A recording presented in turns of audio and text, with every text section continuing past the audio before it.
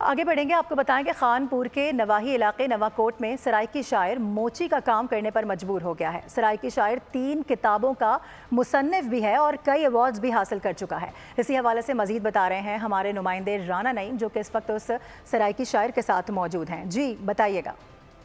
जी, मैं इस वक्त मौजूद हूँ खानपुर के नवाही इलाका नवाकोट में। एक ऐसे शाहकार के साथ मौजूद हूँ जो कि मजदूरी के लिहाज से मोची का काम करते हैं। अपनी मेहनत की कमाई से 3 किताबें लिख चुके हैं और इन्हें कई अवार्ड भी मिल चुके हैं। सराइकी शायर हैं। 3 किताबें मेरे छप चुके हैं। मैं 21 साल तो मजदूरी करना बैठा। अल्हम्दुलिल्लाह मैं यह किताब भी मेरी आवन चाहती पिए इंशाल्लाह वो भी जल्दी किताब मेरी छप से मगर वाइल करनी। मैं मरियम नवाज साहबा को वाले इल्तमास करे सा जो मैं को वसाइल होवन मैं भी किताब लिखी बैठा थे छपावन चाहना।